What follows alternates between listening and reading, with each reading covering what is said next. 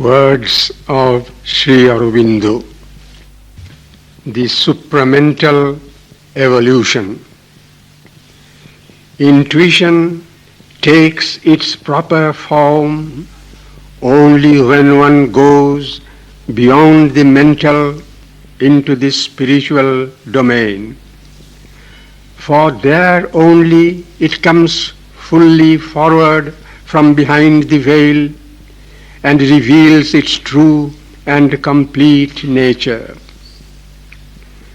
Along with the mental evolution of man, there has been going forward the early process of another evolution which prepares the spiritual and supramental being. This has had two lines. One, the discovery of the occult forces secret in nature and of the hidden planes and worlds concealed from us by the world of matter, and the other, the discovery of man's soul and spiritual self. If the tradition of Atlantis is correct, it is that of a progress which went to the extreme of occult knowledge but could go no further.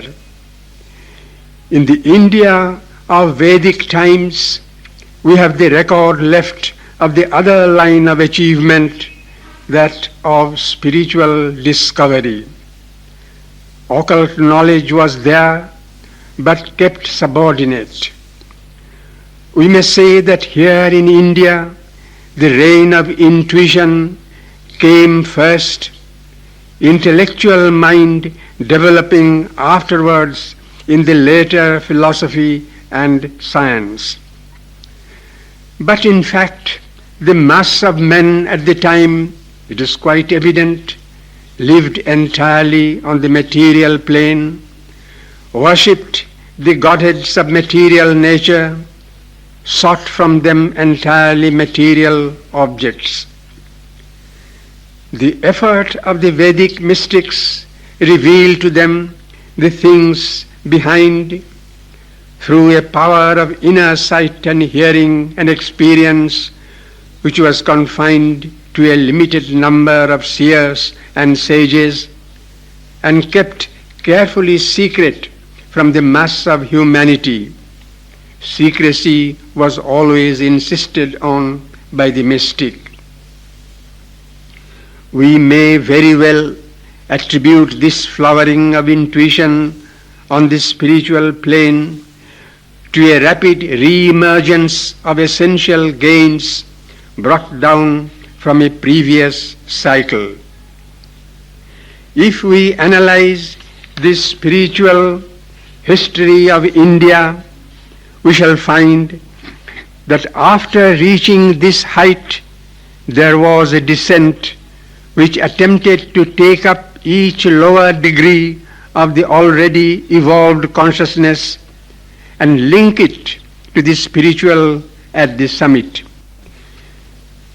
The Vedic age was followed by a great outburst of intellect and philosophy, which yet took spiritual truth as its basis and tried to reach it anew, not through a direct intuition or occult process as did the Vedic seers, but by the power of the mind's reflective, speculative, logical thought.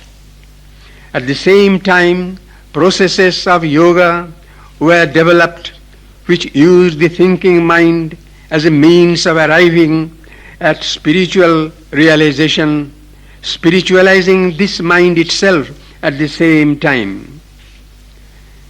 Then followed an era of the development of philosophies and yoga processes which more and more used the emotional and aesthetic being as the means of spiritual realisation and spiritualised the emotional level in man through the heart and feeling.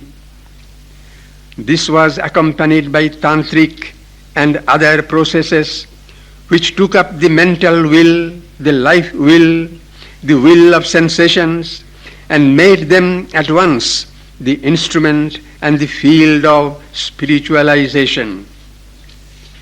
In the Hathayoga and the various attempts at divinisation of the body, there is also a line of endeavour which attempted to arrive at the same achievement with regard to living matter. But this still awaits the discovery of the true characteristic method and power of spirit in the body. We may say, therefore, that the universal consciousness, after its descent into matter, has conducted the evolution there along two lines, one of ascent to the discovery of the self and spirit, the other of descent through the already evolved levels of mind, life and body, so as to bring down the spiritual consciousness into these also, and to fulfil thereby some secret intention in the creation of the material universe.